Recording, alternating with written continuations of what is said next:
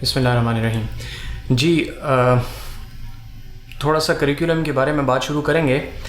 मैं आप लोगों को आउटलाइन और बुक और वो चीज़ें थोड़ी देर बाद बताता हूँ जब हम वहाँ तक पहुँच जाएँ। तो ये जो हमारे अपने जो कंटेंट की स्टोरी है इसको हम शुरू करेंगे और इसके अंदर जब आपकी बुक की डिस्कशन आ जाएगी तो वहाँ पे मैं फिर वो बात करता हूँ, आउटलाइन की भी बात करता हूँ, थोड़ा सा रिसोर्सेज वगैरह शेयरिंग की भी बात आपके साथ कर दूँगा, लेकिन वो उस वक्त जब वो वहाँ पे आ जाए। हम वहाँ से बात शुरू करते हैं जहाँ पे कल मैंने छोड़ी थी कि प्रोग्रामिंग फंडामेंटल्स में या ऊप में आप लोगों ने देखा होगा हाई लेवल लैंग्वेज या मिड लेवल लैंग्वेज के अंदर कि कैसे आप खुद प्रोग्राम लिखते हैं। तो you right the source code in CPP, ठीक है जी। CPP में आपने लिखा या .c की फाइल में लिखा, किसी हाई लेवल लैंग्वेज के अंदर आपने सोर्स कोड लिखा। That is compiled into what is called machine code. So now what is machine code? Machine code is any piece of code that a particular machine understands। मिसाल के तौर पे अगर आपके पास फिज़िकली जो हार्डवेयर पड़ा हुआ है, अगर आपने इंटेल का प्रोसेसर ख़रीदा हुआ है और उसके अंदर कोई स्पेसिफिक किस्म की रैम लगी हुई है और स्पेसिफिक किस्म का GPU लगा हुआ है और एक ख़ास किस्म की हार्ड डिस्क है वगैरह वगैरह वगैरह, ये सारी चीज़ें जो आपके पास पड़ी हुई हैं, ये सारी की सारी मिलाकर जिस किस्म की बात को समझती हैं उसको कहा जाता है मशीन कोड, ठीक है जी। ज़्यादा तफसील में अभी हम नहीं जा रहे क्योंकि हाई लेवल पे ज़रा देखना चाह रहे हैं, आहिस्ता आहिस्ता इसको तफसील से खोलेंगे फिर। लेकिन सोर्स कोड जिसको हम कहते हैं या हाई लेवल लैंग्वेज का कोड जिसको कहते हैं वो होता है जो हमें समझ आता है एज ह्यूमंस। तो मुझे एज ए ह्यूमन समझ आता है कि A = B, A = 2, B = 2, C = A + B, इसका क्या मतलब है। मशीन को ये बात नहीं समझ आती क्योंकि आप लोगों ने DLD वगैरह में देखा होगा कि मशीन को सिर्फ बाइनरी की समझ आती है, 0 1s, that is it. Gets हैं या चाहे जो कुछ भी है, everything is going to be translated into binary और बाइनरी के बाद फिर वो काम करेगा, ठीक है जी। सो बाइनरी साइड नोट है थोड़ा सा कि बाइनरी आपको पता है कि अगर आपने लेट से 15 भी लिखना है तो उसको इतने बड़े सारे नंबर्स 4 नंबर्स में आपको लिखना पड़ता है, ठीक है जी। सो 1 1 1 1। तो हम नॉर्मली कहते हैं कि हम हर बात बाइनरी में करेंगे लेकिन उसको लिखते हम हेक्साडेसिमल्स में से हैं। मुझे ये बताएं, आप लोगों ने हेक्साडेसिमल नंबर्स देखे हुए हैं जी पहले?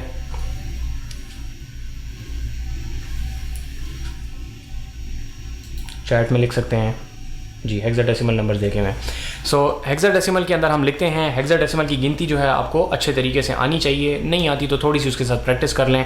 टेबल्स याद करने की ज़रूरत नहीं है 2K 3K हेक्साडेसिमल में, लेकिन एटलीस्ट आप लोगों को हेक्साडेसिमल को गिनती करनी आनी चाहिए क्योंकि आगे थोड़ी सी उसकी ज़रूरत पड़ती है। एनीवे, द पॉइंट इज़ कि we are going to write hexadecimal but we are going to assume it's binary, ठीक है। वही बात है, रिप्रेजेंटेशन सिर्फ फ़र्क है, थोड़ा हेक्साडेसिमल में छोटा लिखा जाता है। अब हमारे पास सिचुएशन क्या है कि हमारे पास सोर्स कोड है, उसको हमने मशीन कोड के अंदर किसी तरीके से चेंज करना है। So for that what we use is I am going to use the word translator over here, ठीक है जी।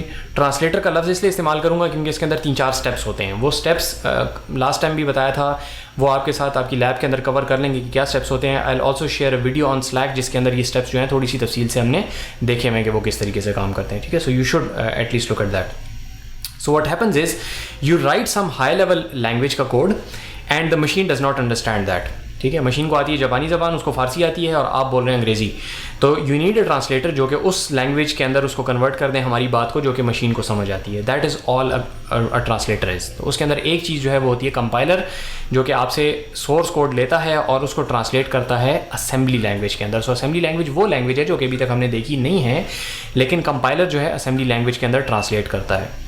फिर असेंबली लैंग्वेज को जो होती है वो भी ह्यूमन रीडेबल होती है थोड़ी बहुत, अभी देखते हैं थोड़ी देर में कि किस शक्ल की होती है। उसको आप लेके असेंबलर के ज़रिए से उस कोड में लेके जाते हैं जो कि एक्चुअली मशीन को समझ आता है, ठीक है। तो दरमियान में 1-2-3 स्टेप्स हैं, वो मैं यहाँ पे डिस्कस नहीं कर रहा, वो आहिस्ता आहिस्ता हम उनको खोलेंगे। यहाँ पे सिर्फ मकसद ये है कि इवेंचुअल जो आउटपुट है दैट इज़ मशीन कोड जो कि मशीन को समझ आता है। सही हो गया जी। जहाँ पे भी मसला हो मुझे रोकें थोड़ा सा। एक बात ज़रा जहन में रखेंगे, आप लोगों में से जिसने पहले कहीं मेरी कोई वीडियो देखी हो या अभी भी मेरे साथ एक आध लेक्चर तो हो गया है, आप लोगों को अंदाज़ा हो गया होगा कि मेरी बोलने की पेस तेज़ है, मैं थोड़ा तेज़ बोलता हूँ। तो जब ज़्यादा तेज़ हो जाए या जब आप लोगों को समझ नहीं आ रही हो तो मुझे हाथ तो नहीं खड़ा कर सकते यहाँ पे, वहाँ पे चैट में बेशक लिख दें कि ज़्यादा तेज़ हो गया है, ठीक है जी। लेकिन मैं कोशिश करता हूँ कि 2-3 दफ़ा बात को रिपीट करूँ ताकि थोड़ी बेहतर समझ आए।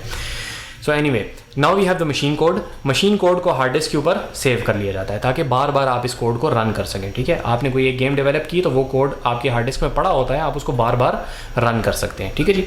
तो हार्ड डिस्क से जब आप किसी चीज़ को एग्जीक्यूट करते हैं तो वो जाती है रैम के अंदर और रैम के अंदर जाके वो बैठ जाती है और फिर उसको किसी तरीके से एग्जीक्यूशन स्टार्ट की जाती है, ठीक है। वो क्या तरीका है उसी को देखना हमारे इस कोर्स के अंदर मकसद है।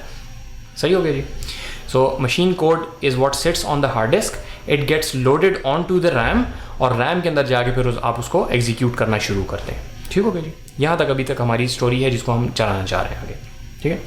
इन्हीं चीज़ों की तफसील हमने थोड़ी सी देखनी है कि वो मशीन कोड किस शक्ल का होता है, हार्ड डिस्क पे किस शक्ल में पड़ा होता है, तो वो थोड़ा बहुत देखेंगे, थोड़ा नहीं देखेंगे। जब आप उसको एग्जीक्यूट करते हैं तो क्या होता है, ये लैब में थोड़ा सा आपको दिखा देंगे। हमारी इस कोर्स की डिस्कशन जो शुरू होती है वो वहाँ से शुरू होती है जब आपका प्रोग्राम रैम में आ जाता है, ठीक है जी। रैम तक हम लेके आएंगे उसको, लेकिन चंद स्टेप्स के साथ। फिर रैम के बाद जो बात शुरू होती है वो हम देखना चाहते हैं इस कोर्स के अंदर, ठीक है जी।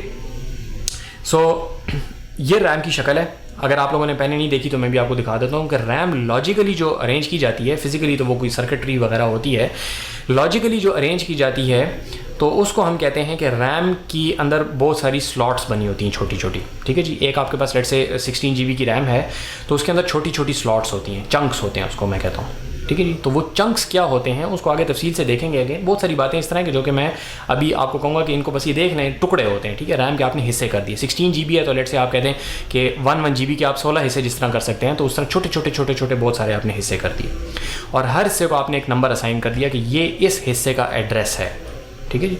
तो ये जो चीज़ें यहाँ पे लिखी हुई हैं इसको हम कहते हैं कि ये एड्रेस है, ठीक है जी। और ये आपकी पूरी रैम है जो कि एड्रेस 0 से स्टार्ट होती है, और ये आप छोटे छोटे चंक्स को गिनती देते जाएं जब तक कि आप सारी की सारी रैम के सारे चंक्स को कोई एड्रेस असाइन ना कर दें। यहाँ तक सही है जी बात, ठीक है। होपफुली इस किस्म का व्यू थोड़ा बहुत आप लोगों ने कोई देखा होगा जब आप लोगों ने पॉइंटर्स पढ़े थे। अगर नहीं भी पढ़े तो मैं रिवाइज ही करवा रहा हूँ, खैर है, कोई मसला नहीं है, ठीक है जी। So this is your RAM. अगर आप कहते हैं किसी हाई लेवल लैंग्वेज में आपने जाके लिखा इंट x, तो वो मशीन कोड में जाता है, मशीन कोड में जाके वो जब एग्जीक्यूट हार्ड डिस्क पे जाता है, जब वो एग्जीक्यूट होने के बाद जब वो आपकी रैम में आ जाता है, तो वहाँ पे जब इस इंस्ट्रक्शन तक जब बात पहुँचती है मशीन की, इसकी कोई यहाँ पे लिखा हुआ है ना, इंग्लिश में लिखा हुआ है इंट x, वो फारसी ज़बान में कहीं पे ट्रांसलेट हुआ होगा, लेकिन जब वो कोड एग्जीक्यूट होगा तो उससे क्या होगा कि आपको पूरी रैम में किसी एक जगह पे एक चंक एलोकेट कर दिया जाएगा कि ये रहा आपका चंक, दिस इज़ x, ठीक हो गया जी। ये आपको कह दिया गया कि ये आपका x है, आपने जो भी वैल्यू डालनी है इसके अंदर डाल सकते हैं, ठीक हो गया। अगर आप कहते हैं कि एक इंट पॉइंटर क्रिएट करो मेरे लिए p के नाम से, तो अगेन एक इंट पॉइंटर के लिए आपको एक जगह एलोकेट कर दी जाएगी, कहा जाएगा ये p है, और फिर जब आप कहते हैं कि p के अंदर x का एड्रेस रख लो, तो x का एड्रेस जो है वो चला जाएगा आपके p के चंक के अंदर। ये बात समझ आइए जी।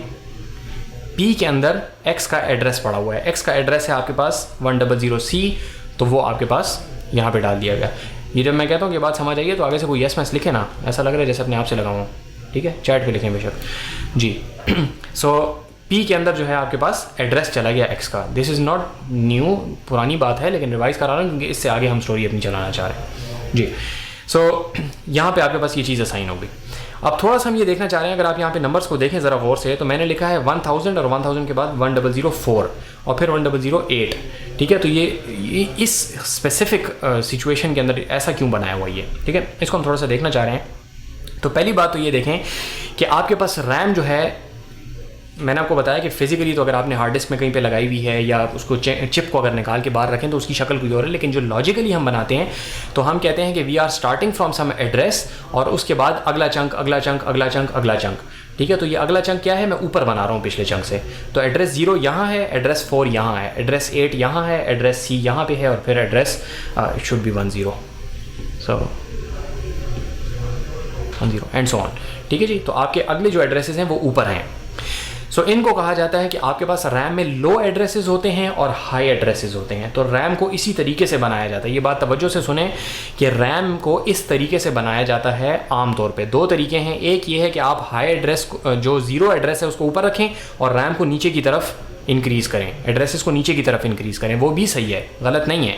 लेकिन नॉर्मल कन्वेंशन जो है वो ये है कि आपके पास लो एड्रेसेस को नीचे रखा जाता है, छोटा एड्रेस नीचे, बड़ा एड्रेस ऊपर। ये बात समझ आ रही है जी? ये एक बाकायदा फ़लसफ़ा है आपके जो प्रोसेसर बनाने वाले हैं, जो कंप्यूटर बनाने वाले हैं, उनका अपना फ़लसफ़ा है कि लो एड्रेसेस को नीचे रखो और हाई एड्रेसेस को ऊपर रखो, ये आगे जाके इससे फ़र्क पड़ेगा। ठीक है, आप एक नई ज़बान सीख रहे हैं, जैसे मैंने लास्ट टाइम भी आपको बताया, we are just trying to use learn a new language. तो इस लैंग्वेज का अपनी एक फ़िलासफ़ी है, तो उस फिलॉसफी का आप अगर समझ जाएंगे तो फिर बाकी सारी ज़बान आसानी से सीखेंगे। ठीक है जी, अगर उस फिलॉसफी को नहीं समझेंगे तो आगे जाके मसला होगा। तो बड़ी बुनियादी सी बात है कि जो लो एड्रेसेस हैं, छोटे नंबर के एड्रेसेस हैं, 0 छोटा है 4 बड़ा है, तो लो एड्रेस को नीचे रखो, बड़े एड्रेस को ऊपर रखो, लो एड्रेस नीचे, हाई एड्रेस ऊपर, लो हाई। ठीक है जी, ये बात अच्छे तरीके से यहाँ पे समझ लें, अगर कन्फ्यूजन है इसमें कोई तो पूछ लें। ठीक है जी, सो ये जो इसका मैंने साइज़ बनाया है, ये मैंने कहा कि इसके अंदर मैंने 0 से लेके 3 तक मैंने एक जगह पे डाले हैं और 4 फिर आगे है। इसका मतलब है कि ये वाला जो आपके पास स्लॉट है, दिस इज 0 0, ये slot is 0 1, this slot is 0 2 and this slot is 0 3। ठीक है जी, तो आपके पास ये 3 स्लॉट जो हैं 0 0 0 1 0 2 और 0 3। ठीक है, तो इसके बाद जो अगला आएगा आपके पास, that is going to be 0 4। ठीक है जी, ये बात समझ आ गई जी? अच्छे तरीके से समझ आई है कि नहीं आई है कि ये 4 चंक्स में मैंने क्यों किया है?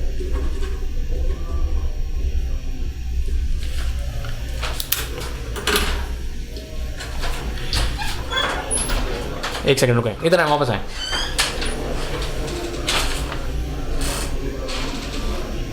ये दोनों एक साथ नहीं ले सकते, दूसरा फॉर्म लाएं, एक ही कोर्स है जी। सॉरी, भाग जाएं, एक थोड़ी देर बाद आए, क्लास है अभी। सॉरी जी। ये आपके पास क्या है, 0 1 2 3 और फिर 4। यहाँ देखोगे इसको इस खास पैटर्न में क्यों रखा है, थोड़ी देर बाद इसकी बात करते हैं। ठीक है जी, लेकिन आपके पास क्या है कि एड्रेसेस जो हैं वो स्टार्ट होंगे 0 से, ऊपर की तरफ वो इंक्रीज करेंगे, और एक जगह पे एक जो चंक हमने बनाया था, अब उस चंक को हमने 4 हिस्सों में डिवाइड कर लिया है। तो अब यहाँ पे अगर आप आएँ तो यहाँ पे आके देखें, हमने कहा था कि x जो है दैट इज़ एन इंटीजर, और इंटीजर आप लोगों ने C में या C++ में या कहीं पे पढ़ा होगा कि integer is a 32 bit thing. ठीक है, 32 बिट होते हैं उसके अंदर। तो वो 32 बिट इसलिए होते हैं क्योंकि एक बाइट आपके पास ये हो गया, एक बाइट ये हो गया, एक बाइट ये हो गया और एक बाइट ये हो गया। ठीक है, तो एक बाइट में 8 बिट्स, 4 बाइट्स मिलके 32 बिट्स।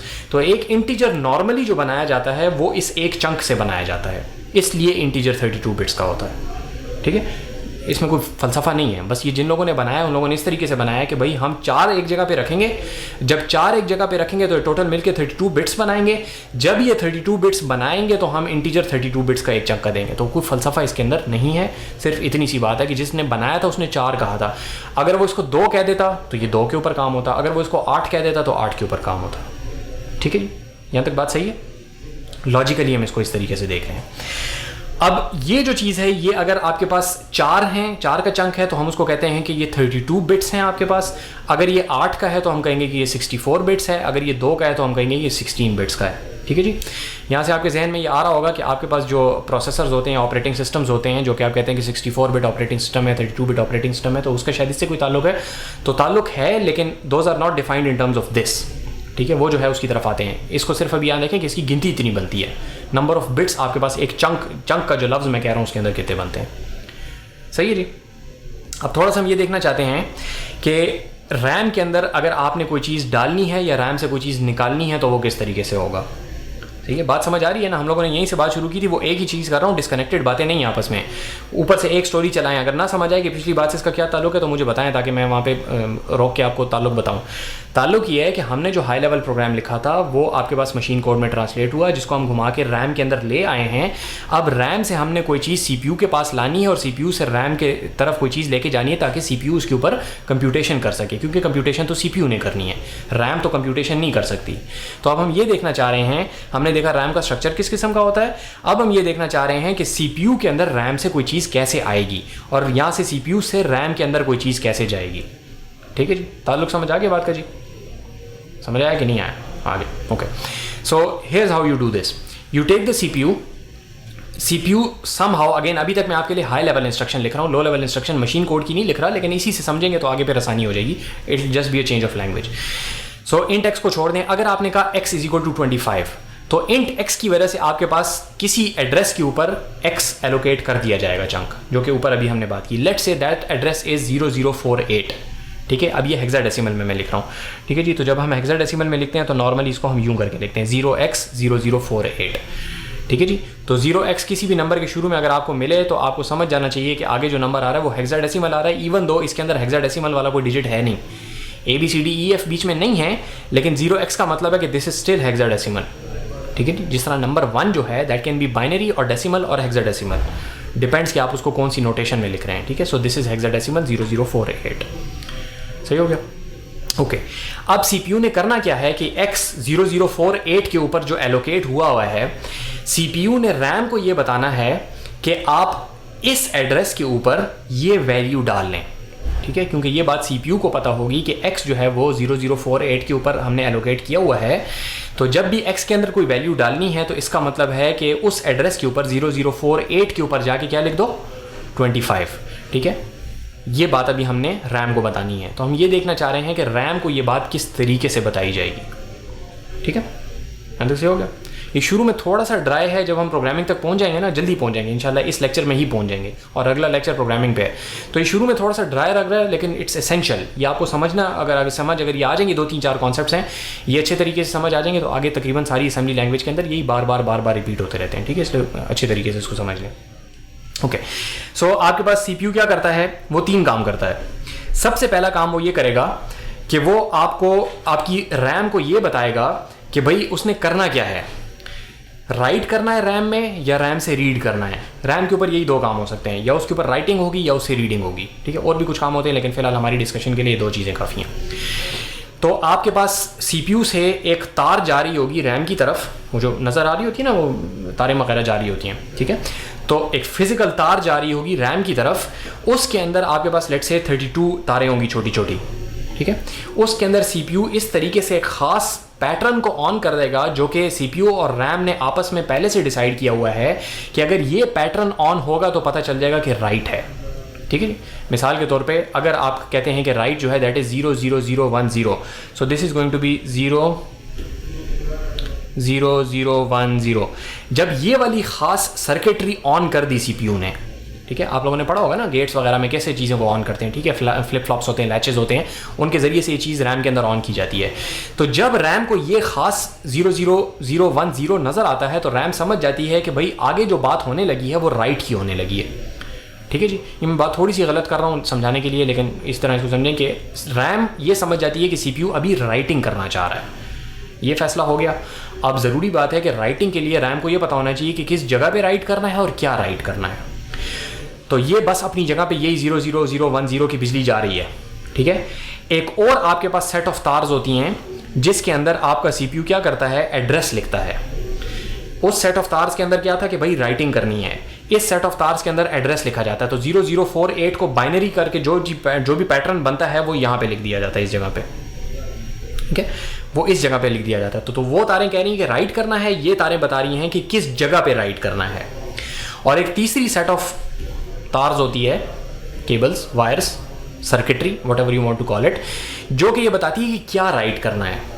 तो 3 बातें हो गई, क्या करना है, किस जगह पे करना है, और वो क्या करना है से मुराद ये कि राइट करना है कि रीड करना है, किस एड्रेस पे करना है, और एक्चुअल वैल्यू क्या है, ठीक है। तो ये 3 चीज़ें मिलके आपकी RAM को कम्युनिकेट करती हैं कि CPU चाहता है कि एड्रेस नंबर 0048 के ऊपर वैल्यू 25 को राइट कर दो, ठीक है जी। ये समझ आई जी बात, ये क्या हुआ है, ये कहानी यहाँ पे अपनी जगह पे पूरी हो गई है कि CPU RAM के साथ कैसे कम्युनिकेट करता है। एक चीज़ होती है जिसको कहते हैं, पहला सेट ऑफ तार्स, उसको कहते हैं कंट्रोल बस, ठीक है। बस क्यों कहा जाता है इसके ऊपर, क्योंकि इसके ऊपर बिजली जाती है, ठीक है। ये वो BRT का रूट है, ठीक है, इसके ऊपर बिजली जाती है यूँ करके, सो इसको कहा जाता है बस। तो एक चीज़ जिसके अंदर ये बताया जाता है कि करना क्या है, ऑपरेशन कौन सा करना है, उसके ज़रिए से RAM को कंट्रोल किया जाता है कि भाई आपने क्या काम करना है, इसको कहा जाता है कंट्रोल बस। दूसरी चीज़ के ऊपर एड्रेस चूंकि भेजा जाता है इसलिए उसको कहा जाता है एड्रेस बस, ठीक है। और तीसरी चीज़ के ऊपर वो वैल्यूज़ जो हैं वो आती जाती हैं, तो इस वजह से उसको कहा जाता है डाटा बस।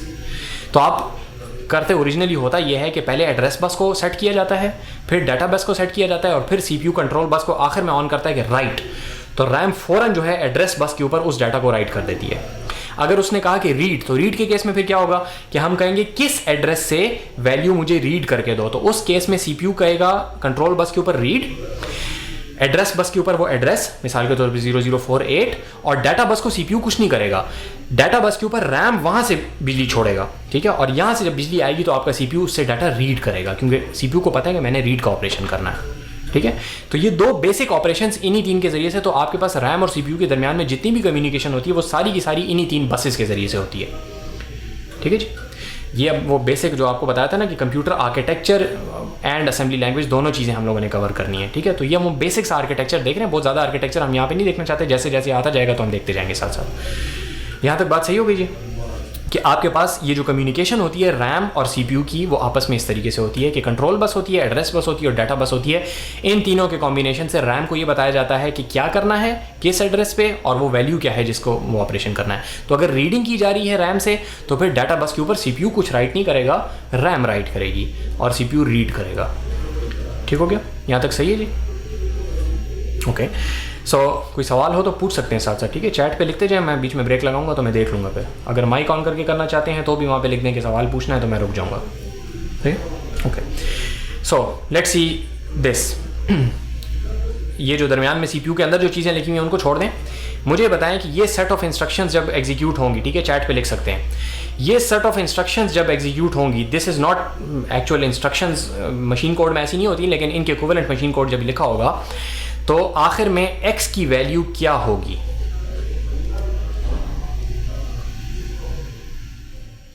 जब ये सारी इंस्ट्रक्शंस एग्जीक्यूट हो जाएंगी तो आखिर में x की वैल्यू रैम के अंदर क्या होगी?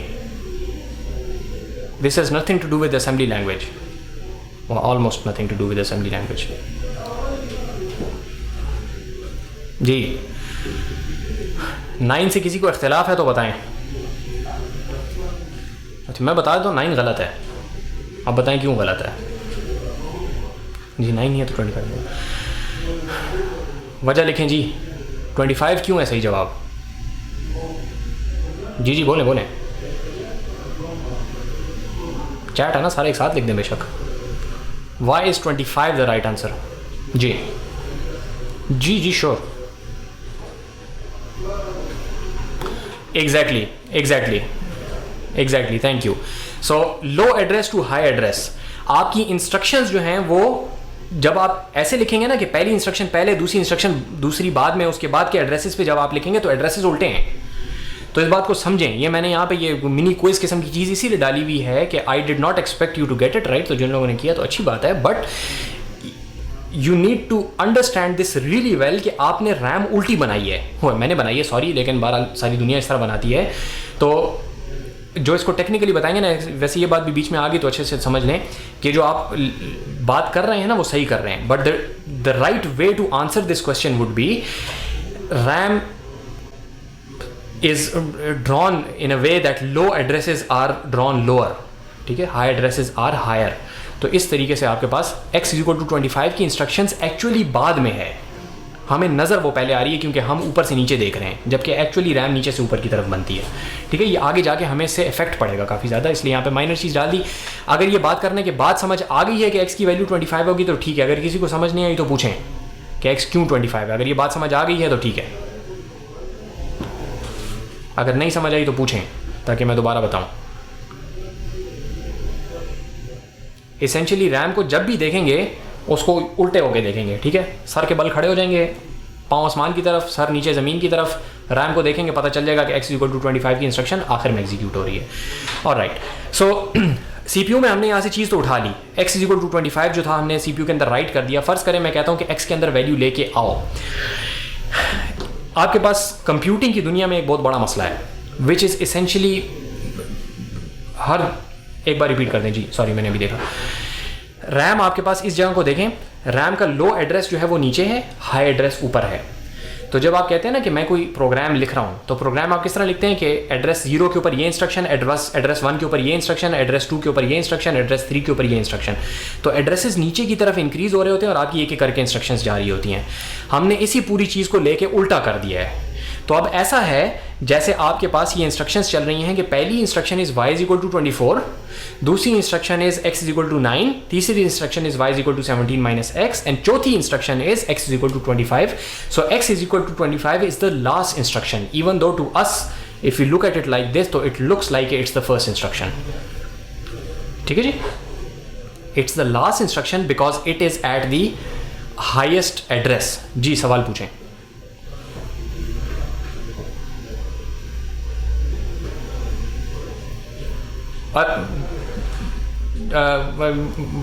वो बात करेंगे जब आएंगे तो उसके ऊपर। वो आपने जो पढ़ा हुआ है फिलहाल वो सही है, ठीक है, वो जो आपने पढ़ा हुआ है वो ठीक है, उसकी बात जब यहाँ पे आएगी तो फिर बताएंगे। वो उसको उल्टे करके उल्टा करेंगे तो फिर दोबारा सीधा हो जाएगा। एनीवे सो ठीक है, सो फिलहाल उसकी डिस्कशन नहीं है। वो जब हम स्टैक की बात करेंगे, हमारी कोर्स के अंदर शामिल है, स्टैक की बात करेंगे, ये सवाल वहाँ पे इंशाल्लाह फिर जवाब देंगे आपको, ठीक है। Right, so that's a good question but slightly forward, बात की बात है। ओके, सो अब हमारे पास सिचुएशन ये है कि हमने डाटा रीड करके लेके आना है। जो मैं प्रॉब्लम आपको बता रहा था कि सीपीयू में हमारे पास कंप्यूटिंग की दुनिया में प्रॉब्लम क्या है। अगर आप आजकल स्पेशली मॉडर्न उसमें जाते हैं, मशीन लर्निंग के अंदर आप जाते हैं, डाटा साइंस के अंदर जाते हैं, बिग डाटा के अंदर जाते हैं, क्लाउड कंप्यूटिंग के अंदर जाते हैं, जहाँ पे भी आपके पास स्केल की बात आती है, वहाँ पे एक बहुत बड़ा मसला आता है। हमारे स्टूडेंट्स को भी यहाँ पे आता है, जो लोग मशीन लर्निंग के मॉडल्स के ऊपर काम कर रहे हैं, पूरी दुनिया में आता है। इस वजह से असेंबली लैंग्वेज ज़रूरी भी है समझने की, कि वो मसला यहाँ पे आपको समझ आएगा कि CPU is extremely fast but everything else is extremely slow. ठीक है जी, बहुत ज़्यादा स्लो है आपके पास हर चीज़। सो रैम से अगर आपने कोई चीज़, रैम के ऊपर अगर आपने कोई काम करना है और आप ये कहते हैं कि रैम के अंदर X पड़ा होगा और रैम के अंदर मैं जाके सब कुछ चेंज करूंगा, तो जब तक CPU रैम को कहेगा और रैम 25 को 26 करेगा, उस वक्त तक CPU जो है वो ऐसा होगा जैसे उसके 10 साल गुजर गए हैं। ठीक है जी, CPU का टाइम बहुत जल्दी गुजरता है और रैम जो है उसकी घड़ी जो है वो बड़ी आहिस्ता चलती है। ठीक है, तो CPU अगर रैम को कहेगा कि अपने 25 को 26 कर लो, तो उस इंक्रीमेंट करने में CPU के 10 साल ज़ाया हो जाएंगे। तो हम चाहते क्या हैं कि CPU के पास कोई ऐसा तरीकाकार हो जो कि रैम से बहुत ज़्यादा स्लो हो और बहुत ज़्यादा तेज़ हो। ठीक है, इसकी मिसाल मैं इस तरीके से देता हूँ, कहीं और भी देखी होगी आप लोगों ने, मैंने भी कहीं पे सुनी ही होगी। वो ये है कि आपके पास एक कोई स्टोर है, स्टोर के अंदर आपकी सारी फाइलें पड़ी हुई हैं और आप यहाँ पे बैठ के काम कर रहे हैं।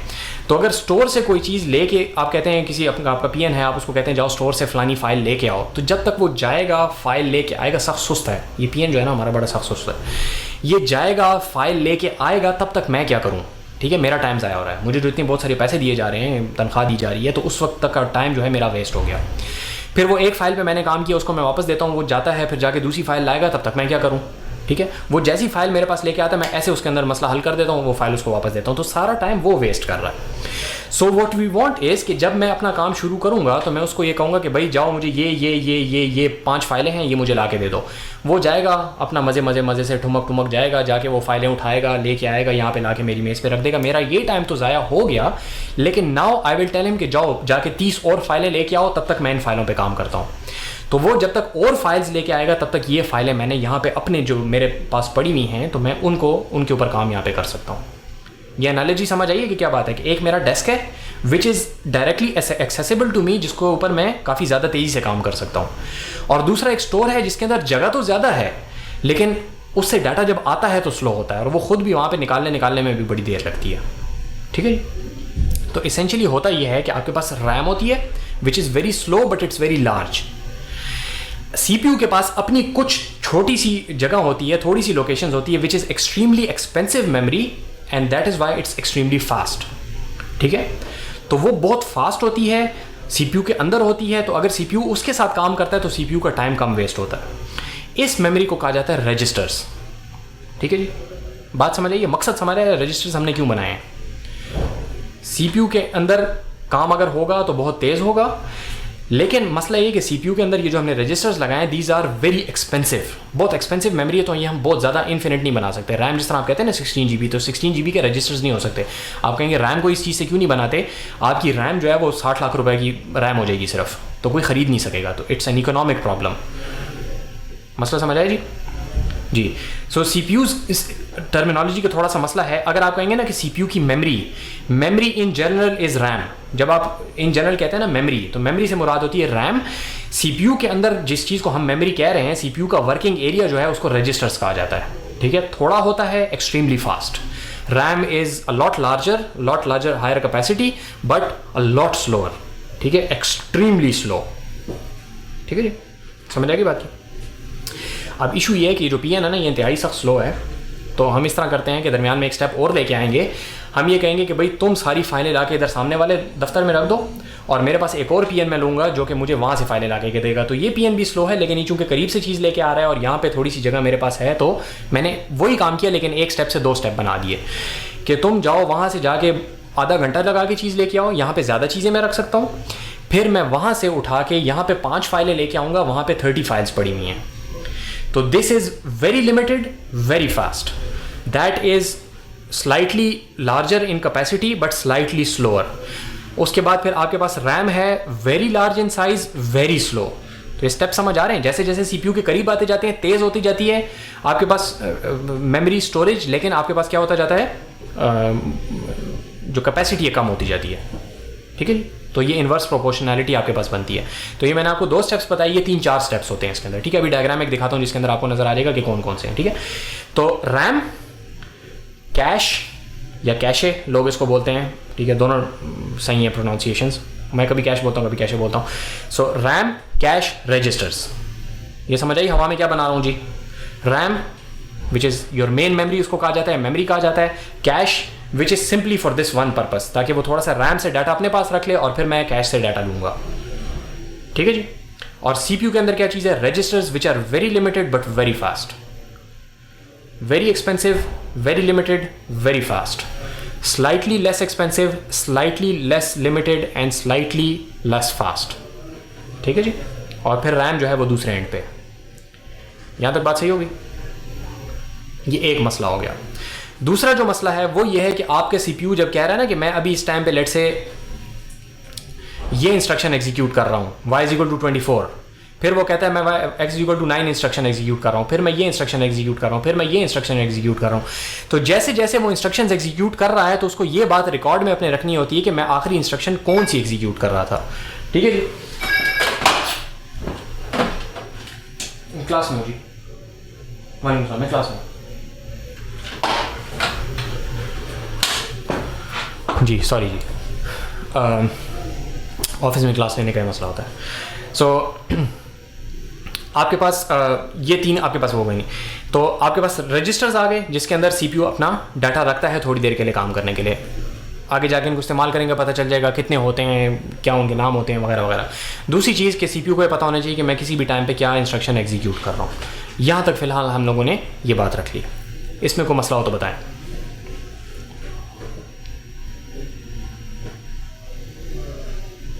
ठीक है, मैं दोबारा एक दफ़ा शुरू से बता देता हूँ अभी तक हमने किया क्या है। कोई ख़ास बात नहीं की। हमने क्या किया है कि हम लोगों ने मशीन कोड बनाना है, मशीन कोड रैम में होगा, रैम से सीपीयू में आएगा और एग्जीक्यूट होगा, बस ये काम हमने किया। बाकी आगे पीछे उसकी कहानी है कि रैम इतने साइज़ का होता है, इतने साइज़ का होता है, छोटा होता है, बड़ा होता है वगैरह वगैरह, ये सारी चीज़ें। ठीक है जी। बीच में कैसी फजूल सा सवाल भी पढ़ लिया। ये बात हो गई कि सीपीयू रैम के साथ बात किस तरीके से करता है। कैशे का साइज़ जो है वो लिमिटेड होता है, हर चीज़ का साइज़ लिमिटेड होता है, रियल वर्ल्ड है, हर चीज़ लिमिटेड ही होती है। तो कैशे का साइज़ जो है उसका रजिस्टर से थोड़ा ज़्यादा होता है, रैम से कम होता है। कैशे भी फिर मल्टीपल लेवल्स के होते हैं, L2 कैश होता है, L3 कैश होता है, वो भी दिखाता हूँ आप लोगों को थोड़ी देर में। ठीक है, वो जब आएगा तो वहाँ पे बात कर लेंगे फिर। ठीक है, ओके। सही, अगर आप लोग सवाल पूछें और मेरे जवाब से मुतमईन ना हो तो दोबारा सवाल बेशक पूछ लें। ठीक है जी। मैं ज़्यादा तफसील इसलिए नहीं बता रहा क्योंकि बहुत सारी चीज़ें आगे जाके आती जाएंगी, जैसे जैसे उस वक्त बात करेंगे। अभी तो एक ओवरव्यू ले रहे हैं हम।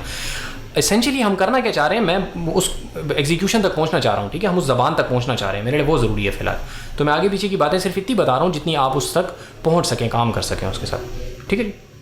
सो what happens is your CPU goes to RAM. ठीक है, वो रैम के पास जाता है, रैम से कोई चीज़ फेच करता है। ये जो हमने फेच का ऊपर देखा है, reading is essentially fetching.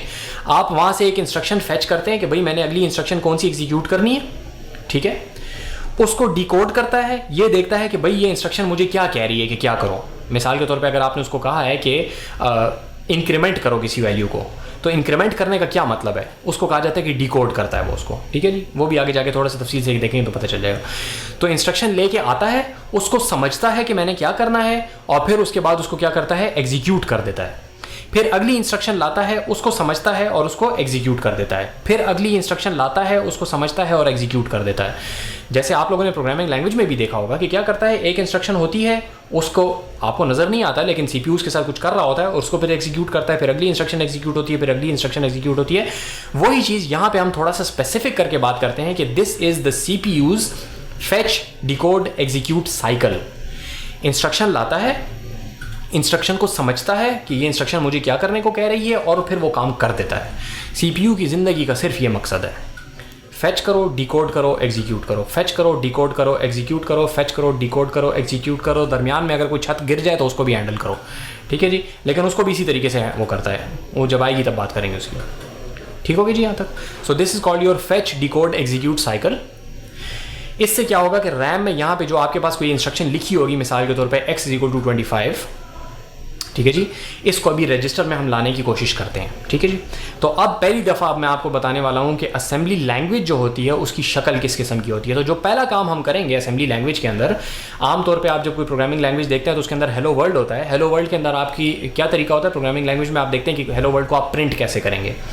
Assembly language का हेलो वर्ल्ड जो है वो एक ज़रा डिफरेंट है। That is hello in the sense कि it's going to be a small program जो कि आपको नज़र आएगा और वो कोई काम करेगा भी, लेकिन it's not going to print something, क्योंकि प्रिंटिंग जो है that is an extremely complicated procedure in assembly language. It's not that useful either. बात समझ आ रही है? प्रिंट करना जो है that is not that useful किसी भी लैंग्वेज में, लेकिन असेंबली में इट्स नॉट दैट इंपॉर्टेंट। आगे जाके थोड़ा सा आपको समझ आ जाएगा। तो असेंबली का हेलो वर्ल्ड क्या है? We read something from the RAM and bring it to the register. ये असेंबली लैंग्वेज का हेलो वर्ल्ड होता है। समझ आ गई? अभी आगे हम करना क्या चाह रहे हैं, हम असेंबली का हेलो वर्ल्ड लिखना चाह रहे हैं। और असेंबली का हेलो वर्ल्ड क्या होता है? Read something from the RAM and bring it into the CPU के रजिस्टर। सही है जी? ठीक है। जैसे जैसे मशीन के करीब जाएंगे, मशीन को हमें हर बात समझानी पड़ेगी, तो मशीन सिर्फ उतना काम करेगी जितना काम हम उसको बताएंगे, ठीक है। हम उसको कहेंगे रैम में से ये चीज़ उठा के रजिस्टर में ले आओ, फिर हम उसको कहेंगे इस रजिस्टर के साथ ये काम करो, फिर रजिस्टर से चीज़ उठा के रैम के अंदर ले जाओ, और बस हमारी सारी ज़िंदगी इसी के गिर्द घूमती है, ठीक है। जो असेंबली लैंग्वेज का प्रोग्रामर होता है उसका बस सारी ज़िंदगी यही काम होता है, उसको यहाँ लेके आओ, यहाँ पे इसके साथ कोई काम करो और वापस रैम में भेज दो, ठीक है जी। हाई लेवल में भी जब आप कोई लैंग्वेज के अंदर कोई बात लिखते हैं तो उससे भी बनती यही चीज़ है, सिर्फ आपको नज़र नहीं आती। Now you might be thinking that this will become either very difficult और वेरी बोरिंग और a combination of the two, ठीक है जी। So it's not going to be difficult, इतना मैं आपको बता सकता हूँ, क्योंकि बेसिक इंस्ट्रक्शंस हैं, बड़ी आसान इंस्ट्रक्शंस होती है, एक एक करके देखते जाएंगे, आपको समझ आती जाएंगे। कोई कॉम्प्लिकेटेड ग्रामर इसके अंदर नहीं है। In fact C is a lot more difficult than assembly language. तो अगर सी आपको समझ आ गई है, विच आई होप कि आप लोगों को समझ आ गई होगी अक्सर लोगों को पहले सेमेस्टर वाली, तो assembly should not be a problem. If you are thinking this is boring, so it's going to be boring if you just look at the assembly का code. But if you think of it this way कि ये चीज़ जो है मुझे वो capability provide कर रही है कि कल को जाके मैं इसको data science, machine learning, high performance computing, game development, उन सारी चीज़ों के अंदर ये चीज़ बाकायदा इस्तेमाल होती है। You are expected to know this if you are going to do machine learning और बाकी जो चीज़ें मैंने आपको बताई हैं सारी की सारी, specially if you are doing game development और हाई परफॉर्मेंस कंप्यूटिंग, ठीक है, anything to do with the GPUs, you need to understand this. तो it will become slightly less boring, ठीक है जी। और प्रोग्राम्स हमारे छोटे छोटे होंगे, इंशाल्लाह ज़्यादा मसला नहीं होगा। So let's start of with this hello world. So hairs your hello world. ये नज़र आ रहा है जी आप लोगों को नीचे जो लिखा हुआ है? So here's the instruction, we as assembly language programmers are going to write move, MOV। ये आगे जो AX लिखा हुआ है ये एक खास रजिस्टर का नाम है, ठीक है जी। रजिस्टर का एड्रेस नहीं होता। रैम में आपको बताया ना कि रैम में हर चंक का अपना एड्रेस होता है। क्यों? क्योंकि चंक्स बहुत ज़्यादा होते हैं। रजिस्टर्स इतने थोड़े होते हैं कि हर रजिस्टर को हम बाकायदा कोई नाम दे सकते हैं। तो हमारे पास एक रजिस्टर है जिसका नाम है AX। ये बात समझ आइए जी। रजिस्टर इतने थोड़े हैं कि उनको हम नाम दे सकते हैं, ठीक है जी।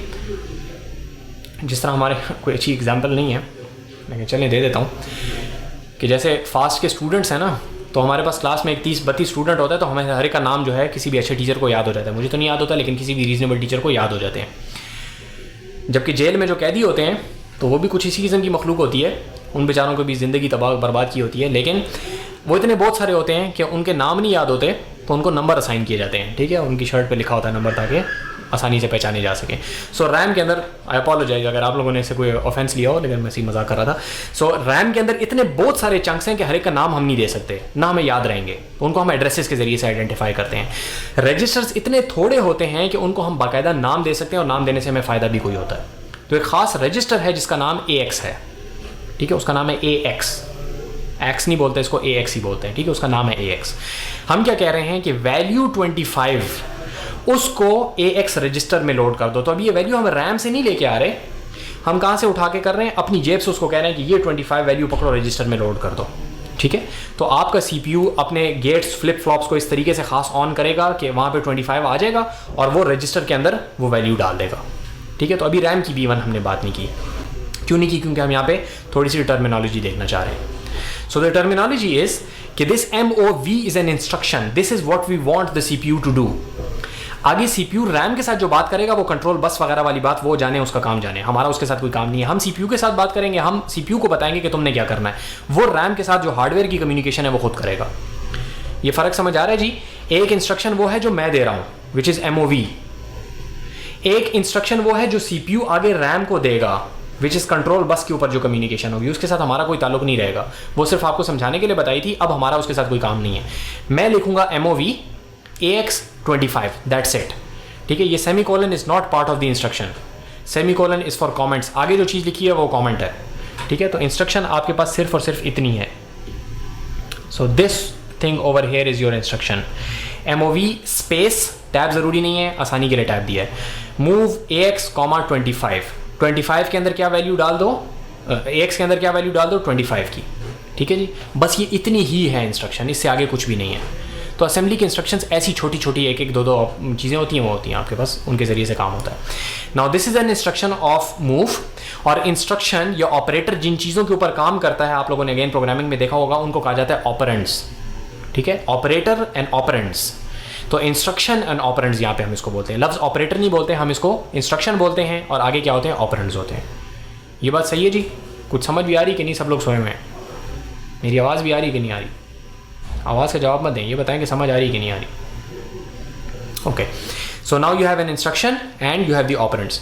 तो ये इंस्ट्रक्शन जो है, इसको दो ऑपरेंड्स चाहिए। मूव जो है वो बगैर दो के काम नहीं कर सकती। क्यों? क्योंकि आप मूव को क्या कह रहे हैं कि भाई मूव करो, तो भाई किस चीज़ को मूव करूँ, कहाँ मूव करूँ?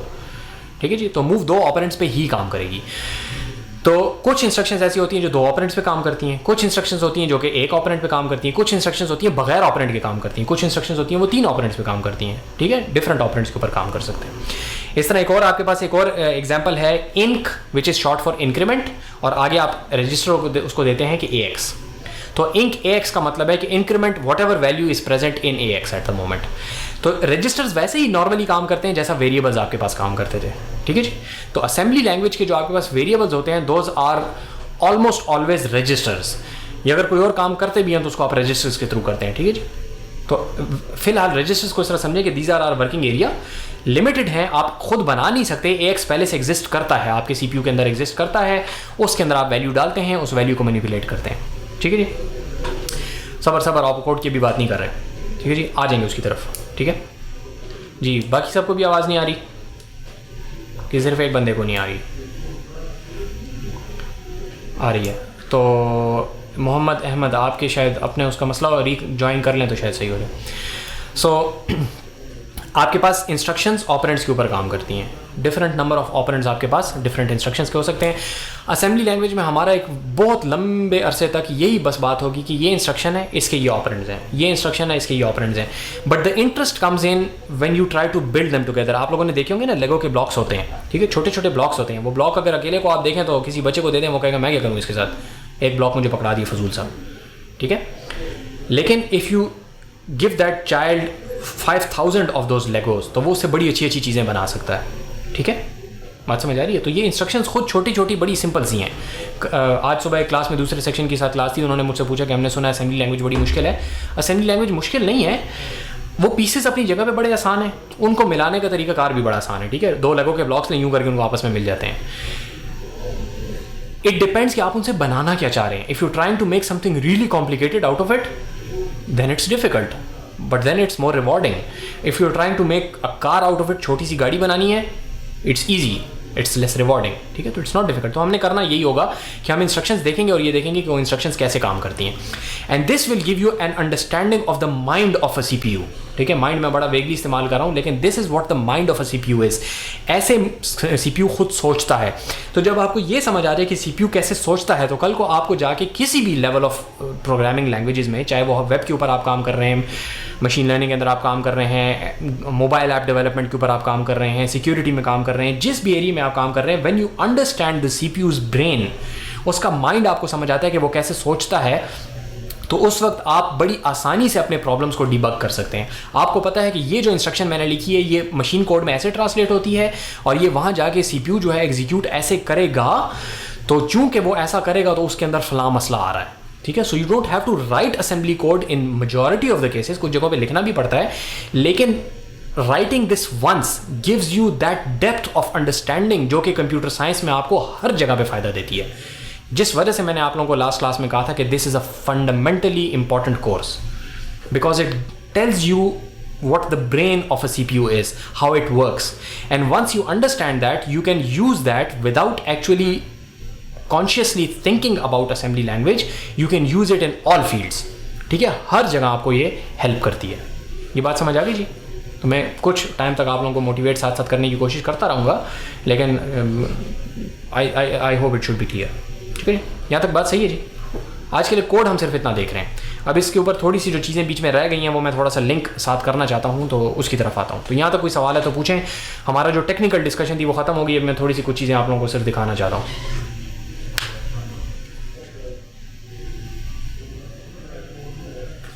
सही है कि नहीं? Okay, right. सो कल भी पूछा था और पूछना चाहिए भी था कि बुक कौन सी हम फॉलो करेंगे। So we are not going to essentially be जी, कुछ इंस्ट्रक्शंस ऐसी होती हैं जिनके ऑपरेंड नहीं होते, वो जब आगे आएंगी तो फिर बता दूंगा कि ये वो इंस्ट्रक्शन है जिसका ऑपरेंड नहीं है। ठीक है, मैं पहले से आप लोगों को इंस्ट्रक्शंस ओवरलोड नहीं करना चाहता, जब आएगी फिर बता दूंगा। कुछ इंस्ट्रक्शंस ऐसी होती हैं उनको ऑपरेंड की ज़रूरत ही नहीं है, उसके बगैर काम करती हैं।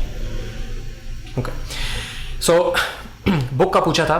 सो we are not going to be following any book in particular. उसकी बहुत सारी वजूहत हैं। एक तो असेंबली लैंग्वेज की कोई अच्छी किताब मुझे कभी नज़र नहीं आई। ठीक है, जो किताबें हैं वो कुछ इस तरह के काम करते हैं जो कि गलत करते हैं। दूसरा, कल या आज कहीं पे सवाल पूछा गया था कि भाई हम लोग माइक्रोसॉफ्ट का असेंबलर मासम, जो कि अभी तक हमारा यहाँ पे जितने भी मैंने एटलीस्ट देखा है तो हमारे जो पहले बैचेस को पढ़ाया जाता रहा है, दैट इज़ माइक्रोसॉफ्ट का असेंबलर मासम, MASM, माइक्रोसॉफ्ट असेंबलर। उसकी भी जो बुक है, अरवाइन की बुक है, जो कि मशहूर है, काफ़ी जगहों पे पढ़ाई जाती है, पूरी दुनिया में बड़ी मशहूर है। मेरे हिसाब say that is a very very very very very bad book for teaching assembly language for one particular reason, and that reason is it hides the stuff that is important and it shows you the stuff that is easy, so you can start using assembly language। लेकिन मैंने आपको जो अभी थोड़ी देर पहले बताई कि हमारा असेंबली लैंग्वेज से मकसद है understanding assembly language itself. CPU का ब्रेन हम समझना चाह रहे हैं, हम कोई मसला हल नहीं करना चाह रहे। If you trying to solve a problem, we already have C++, Python, Java, Ruby, वो लैंग्वेजेस हैं हमारे पास if you want to solve the problem.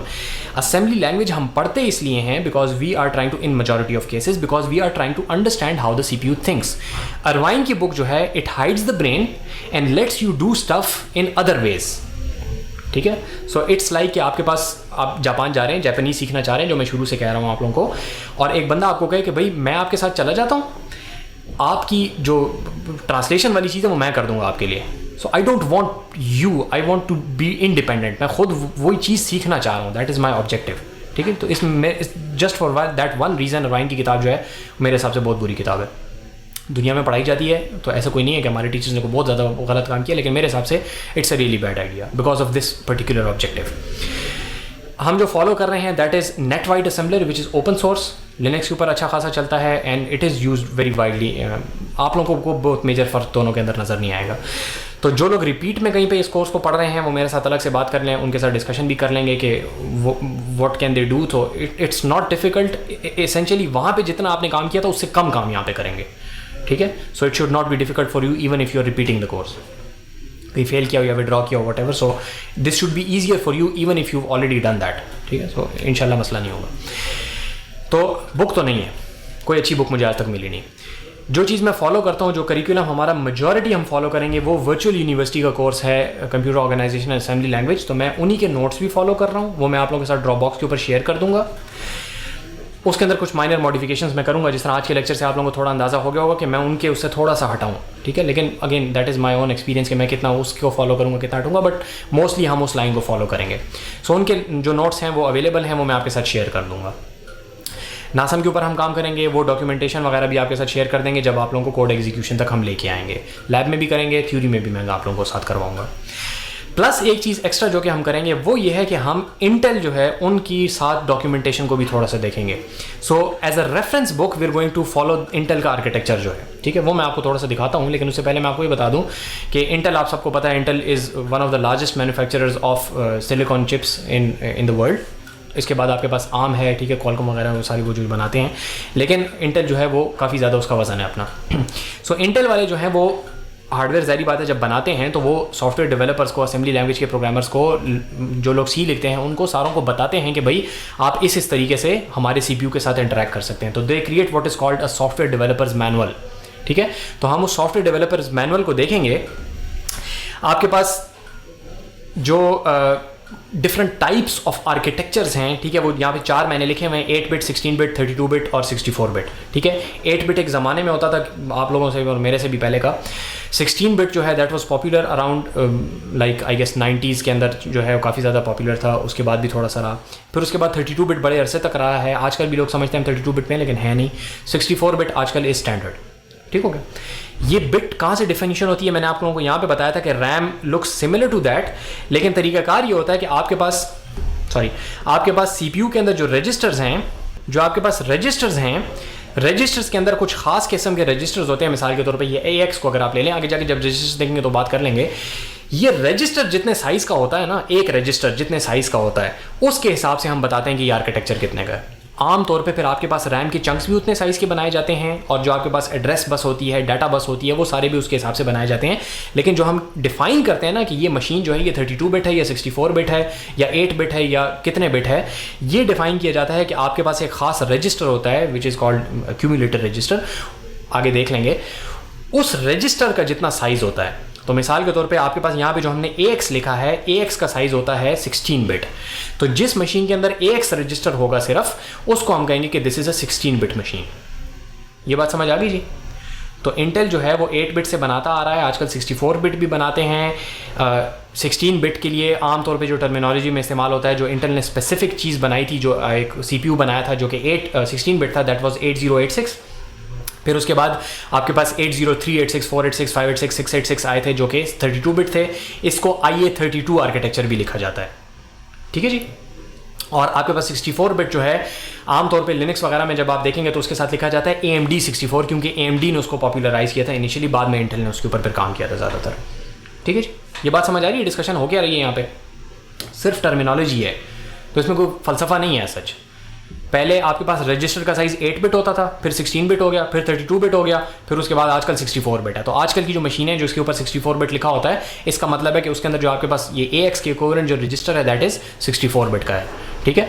आगे फिर आपको कुछ नाम बता दिए कि इंटेल इनको ये भी कहता है. जी सवाल पूछें जी. जी जी जी. असल में अगर आप वैक्यूम ट्यूब भी ले लें ना, तो वैक्यूम ट्यूब में आप ये कहेंगे ना कि एक वैक्यूम ट्यूब जो है तो वो 1 2 3 4 5 6 7 8.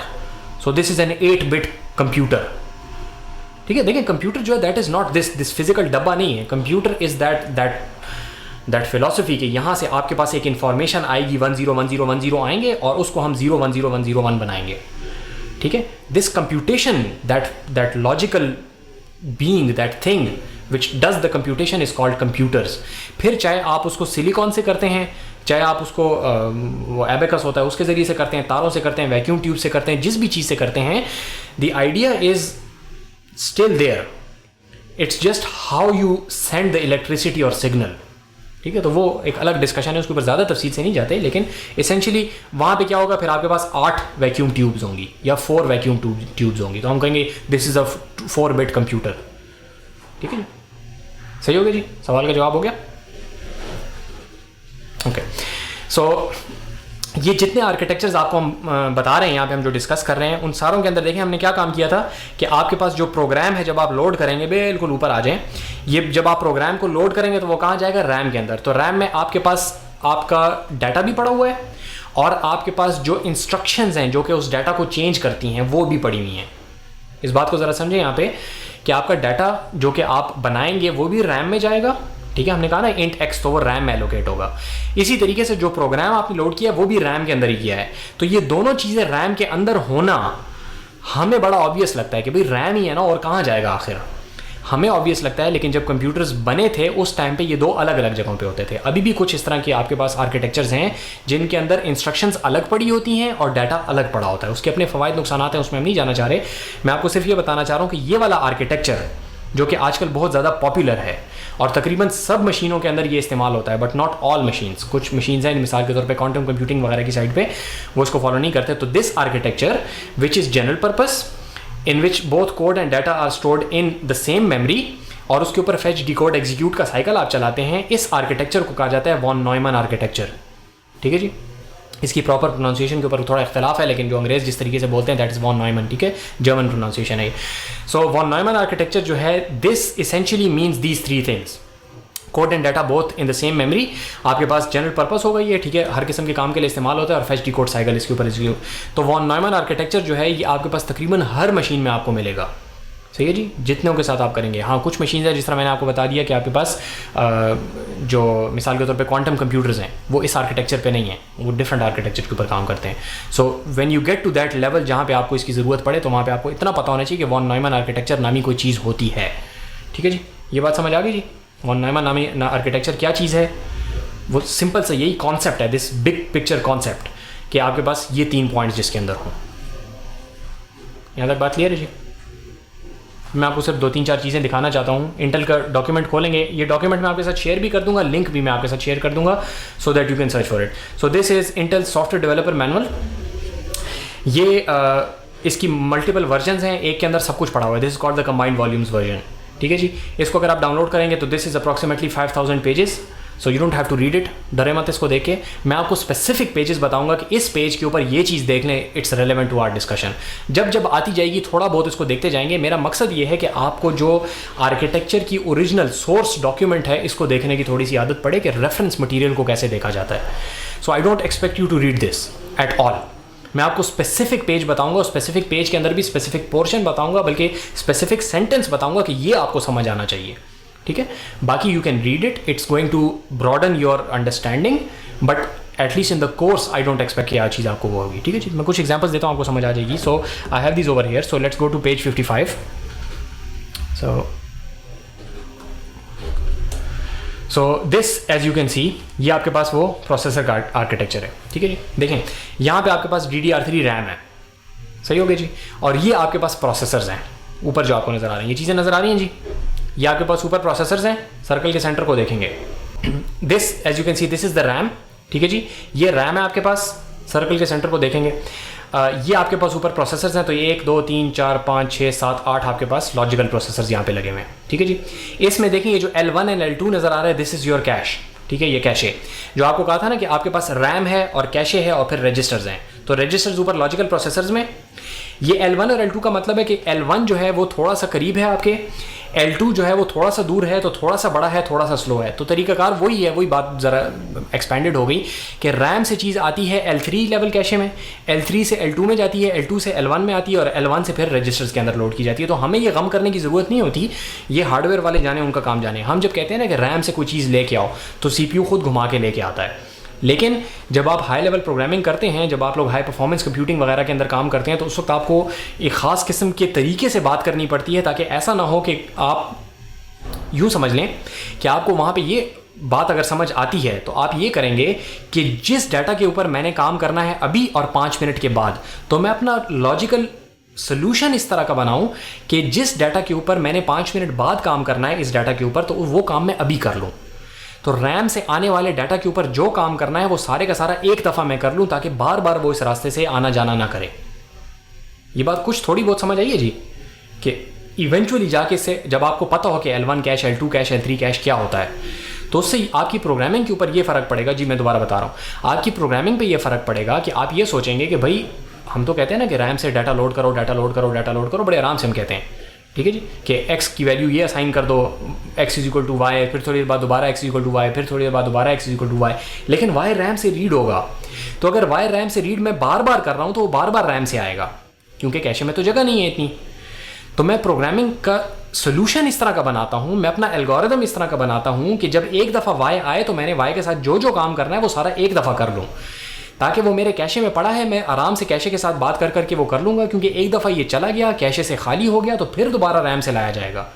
विच is going to be slow. ठीक है जी, अभी समझ आई थोड़ी सी। I am not going to give you a specific example over here, सिर्फ बात इतनी सी है कि by understanding this architecture eventually like in the 5th और 6th सेमेस्टर और when you go into the industry और आप किसी लार्ज स्केल सिस्टम पे काम कर रहे होंगे, तो these minor things are going to affect the logic that you create if you have this brain की अंडरस्टैंडिंग। कंप्यूटर के ब्रेन की अंडरस्टैंडिंग की वजह से आपको आगे जाके काफ़ी ज़्यादा उसकी खुद ही फ़ायदा होगा, आपको सोचना नहीं पड़ेगा इसके बारे में। L1 L2 L3 कैश आपके जहन में बैठ जाएंगे एक दफ़ा, बस बैठे होंगे फिर। ठीक है, आप भूल भी जाएंगे, जब ज़रूरत पड़ेगी खुद याद आ जाएंगे। ठीक है, और हमारे मशीन लर्निंग वगैरह के अंदर जब हम लार्ज स्केल पे काम करते हैं तो हमें इफेक्ट देखना पड़ता है इसका बाकायदा। यहाँ तक सही हो गया जी? ओके, सो ये आपके पास L1 कैश है which is closest to the logical processor, फिर L2 कैश है विच इज़ थोड़ा सा दूर, और फिर यहाँ पे आप देख सकते हैं कि 3rd लेवल कैश है जो कि थोड़ा सा और रैम के करीब होता है। ठीक है जी, और फिर आपके पास रैम है विच इज़ DDR3 यहाँ पे आपके पास। यहाँ तक सही हो गया जी? तो दैट वाज वन थिंग। तो अगेन देखिए, अब यहाँ पे इस डायग्राम को आपको ना याद करने की ज़रूरत है, ना मैं आपसे कहूँगा कि ये रिप्रोड्यूस करके दें। यहाँ पे सिर्फ आपको ये मैं दिखा रहा हूँ कि भाई L1 कैश कहाँ है, L3 कैश कहाँ है। ठीक है, बेसिक आपको एक चीज़ नज़र आ गई, कोई याद माद करने की इसको ज़रूरत नहीं है। मेरे कोर्स में in general you don't have to remember anything, क्योंकि मुझे खुद याद नहीं रहता, तो मैं आपसे एक्सपेक्ट नहीं कर सकता कि आप याद रखें। मुझे हमेशा भूल जाता है कि L1 कैश करीब वाला है कि L3 कैश करीब वाला है। ठीक है, हमेशा भूल जाता है। So I don't expect you to remember this इधर। पेज 57 पे अगर आप आ जाएं, यहाँ पे आप आगे देख सकते हैं कि आपके पास जो IA32 बिट जो प्रोसेसर्स थे उनके अंदर आपके पास यहाँ पे कुछ बातें लिखी हुई हैं। मिसाल के तौर पे इंटेल M प्रोसेसर 755। इंटेल का डॉक्यूमेंट इसलिए खोला है क्योंकि this is giving you specifics now. ये आपको बता रहा है कि ये कब इंट्रोड्यूस हुआ था, उस वक्त इसकी फ्रीक्वेंसी कितनी थी वगैरह वगैरह। ये देखें आपके पास ये जो GP लिखा हुआ है, ये लिखा हुआ है कि आपके पास रजिस्टर कितने थे। ठीक है, जनरल पर्पस रजिस्टर्स। ठीक है, उनका साइज़ था 32 बिट, इसलिए ये 32 बिट मशीन है। ये बात समझ आई है? इस मशीन को हम 32 बिट क्यों कह रहे हैं? क्योंकि जनरल पर्पस जो आपके पास रजिस्टर्स हैं उनका साइज़ 32 बिट है। वो जनरल पर्पस रजिस्टर्स कौन से होते हैं आगे देखेंगे।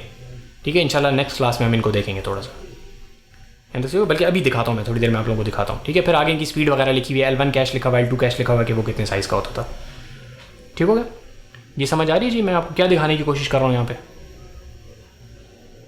Right, so you don't have to remember this. ये बात याद रखें, बाद में टेंशन ना लें कि भाई ये कौन याद रखेगा, याद रखने की कोई ज़रूरत नहीं है। So let's look at this. ये देखें, अब आपके पास रजिस्टर्स जो है, ये CPU है, ये पूरा का पूरा CPU बना हुआ है। ठीक है, यहाँ पे ये आपके पास रैम है, ये रही रैम। आप देख सकते हैं कि ये 0 से स्टार्ट हो रही है और ऊपर की तरफ हाई एड्रेसेस हैं आपके पास। ठीक है, ये आपको रैम दिखा रहा है, यहाँ पे आपको कुछ रजिस्टर्स दिखा रहा है, सारे अभी बिल्कुल देखने की कोई ज़रूरत नहीं है, सिर्फ 1-2 दिखा देता हूँ। ये आपके पास 8 32 बिट जनरल पर्पस रजिस्टर्स हैं, इनमें से एक AX भी होगा। ठीक है जी, ये समझ रही बात की? वो जो हमने AX के अंदर मूव किया था ना 25, वो इसमें इस जगह पे कहीं पे, इस डब्बे के अंदर कहीं पे बैठा होगा। ठीक है, सो इस डब्बे के अंदर कहीं पे बैठा होगा वो। इस तरीके से आपके पास सेगमेंट रजिस्टर्स हैं वगैरह वगैरह वगैरह। आगे जाके हम इसको आहिस्ता आहिस्ता तफसील से देखेंगे कि कौन कौन से रजिस्टर्स होते हैं। You can always come back to this diagram. Page number में आपको साथ साथ देख सकते हैं, पेज नंबर 67 है ये। इसके ऊपर जब हम आगे थोड़ा सा प्रोग्रामिंग वगैरह देखेंगे असेंबली की, तो यहाँ पे आप वापस आके देख सकते हैं कि भाई वो रजिस्टर यहाँ पे किस साइज़ का है वगैरह वगैरह, इसमें हम चीज़ें देख सकते हैं। Again you don't have to remember this, ये सिर्फ आपके कंप्लीशन के मैं बता रहा हूँ कि आपको पता चल जाए। सो लेट्स गो टू 76। सो ये अब आगे आपकी रजिस्टर की तफसील है। ये देख सकते हैं आपको यहाँ पे 16 बिट के अंदर AX लिखा हुआ नज़र आ रहा है, जिसका मतलब है कि आपको पता चला कि AX खुद जो है वो 16 बिट होता है। Again you will come back to this later on. अभी सिर्फ आपको दिखा रहा हूँ कि वो AX जो हमने किया था वो वाक़तन AX के नाम से ही चीज़ एग्जिस्ट करती है। सिर्फ ये यहाँ पे बताना मकसद है। ये आप लोगों को भी अंदाज़ा हो रहा होगा कि भाई ये इसका कोई ख़ास मकसद नहीं है। तो मैंने आपको पहले बताया कि I am just showing you the book. ये ऐसे है जैसे मैंने आपको कोई टेक्स्ट बुक खोली और इस तरह यूँ करके सफ़े पलटा के मैं उसको आपको दिखा रहा हूँ कि इसमें देखें तस्वीरें हैं, रंगीन तस्वीरें हैं और प्रिंट बड़ा अच्छा है। सिर्फ इतना मैं आपको बताना चाह रहा हूँ so that you get a view of this. ठीक है जी, यहाँ तक कोई सवाल है तो आप लोग पूछ सकते हैं। मैं वापस उसकी तरफ चले जाता हूँ कि हमने किया क्या है। सो किया हमने ये है कि हमने सिंपली ये देखा है कि आपके पास मशीन कोड होता है। मशीन कोड हार्ड डिस्क में सेव होता है, जब हम एग्जीक्यूट करते हैं तो रैम में आ जाता है। रैम में उसकी एक खास शक्ल होती है, वो थोड़ा से बाद देखेंगे। रैम से CPU को एग्जीक्यूशन के लिए क्या तरीकाकार होता है, तो ये बेसिक आर्किटेक्चर हमने देख लिया। This is the fetch decode execute cycle. Instruction लाई जाती है, उसको डिकोड किया जाता है, फिर एग्जीक्यूट किया जाता है। तो जो कुछ भी आपने काम करना होता है तो एग्जीक्यूशन इस तरीके से होती है। लो एड्रेस से हाई एड्रेस हम लोगों ने देख लिया। रैम स्लो है तो दरमियान में हमने कैश इंट्रोड्यूस कर दिया। हमारा प्रोग्रामिंग में उसके साथ कोई ताल्लुक नहीं होगा। हम यूँ समझेंगे जैसे हम रैम से डाटा ला रहे हैं, वो प्रोसेसर खुद मैनेज करता है कि कैश में क्या चीज़ डालनी है, वो और ऑपरेटिंग सिस्टम्स। फिर हम लोगों ने ये देखा कि हमारे पास इंस्ट्रक्शंस और ऑपरेंड्स, तो इंस्ट्रक्शंस अपना जो है फिलहाल हम कह रहे हैं कि MOV इंस्ट्रक्शन है, विच इज़ मूव की इंस्ट्रक्शन, ठीक है। मशीन इसको थोड़ा फ़र्क तरीके से देखती है, वो आगे जाके देखेंगे इंशाल्लाह नेक्स्ट लेक्चर में देखेंगे, लेकिन हमारे हिसाब से MOV AX, 25 का मतलब है कि मूव 25 into AX, ये थोड़ा सा उल्टा हो जाता है इसको सॉरी, इसको आप यूँ भी पढ़ सकते हैं कि move into AX the value 25, ठीक है जी, ऐसे भी पढ़ सकते हैं। कुछ इंस्ट्रक्शंस के ऑपरेंड्स एक होते हैं, कुछ के ज़्यादा होते हैं, कुछ के कम होते हैं, वो चीज़ें भी आपने देख ली। और आखिर में मैंने आपको एज ए रेफरेंस बुक जो है कुछ एक आर्किटेक्चर इंटेल का जो है वो बता दिया और डॉक्यूमेंट आपको दिखा दिया, जो कि आहिस्ता आहिस्ता हम उसको थोड़ा थोड़ा देखते रहेंगे, ठीक है जी। तो ये आज के लेक्चर की समरी है, कोई सवाल हो तो पूछ सकते हैं आप मुझे।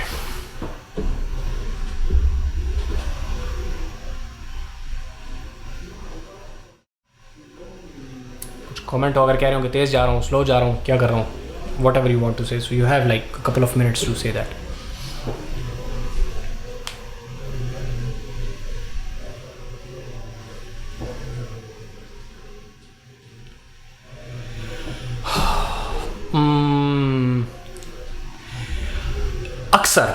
अक्सर इंस्ट्रक्शंस रजिस्टर, क्योंकि CPU का जो वर्किंग स्पेस है ना वो रजिस्टर्स हैं, ठीक है। तो सवाल ये है कि जी असल में रिकॉर्डिंग अलग होती है तो मैं सवाल भी बोल देता हूँ कि जो इंस्ट्रक्शंस है वो सिर्फ रजिस्टर्स पे होती हैं, तो नहीं, कुछ इंस्ट्रक्शंस ऐसी होंगी जो कि हम रैम के साथ करेंगे, कुछ होंगी जो कि हम इसके साथ करेंगे, कुछ इंस्ट्रक्शंस ऐसी होती हैं जो कि इवन आपके पेरिफेरल्स के साथ भी काम करती हैं। मिसाल के तौर पे ये माइक लगा हुआ है तो इस माइक को भी ऑन ऑफ करना होगा, इसको भी कोई सिग्नल भेजना होगा, इससे डाटा रीड करना होगा, तो CPU इनके साथ भी बात करता है। But majority of the instructions are with registers and RAM, ठीक है जी, ओके। और कोई सवाल जी?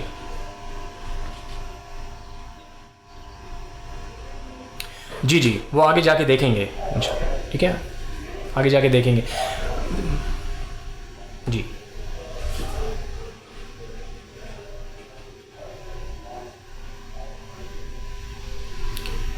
जी, कोई और सवाल नहीं है तो इसको यहाँ पे स्टॉप कर लेते हैं। और इंशाल्लाह ये डॉक्यूमेंट जो है मैं ड्रॉपबॉक्स का एक फ़ोल्डर बनाऊंगा और आप लोगों के साथ स्लैक के ऊपर उसका लिंक शेयर कर दूंगा। बुक तो मैंने बता दिया नहीं है, बाकी जो रिसोर्सेज हैं वो मैं आपके साथ शेयर कर लूँगा।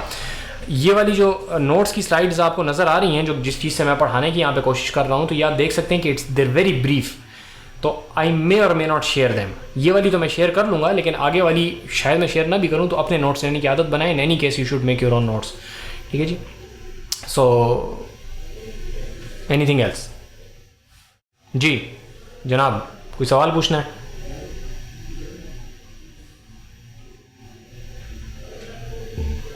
मैं इसको स्टॉप कर दूं फिर आप सवाल पूछें।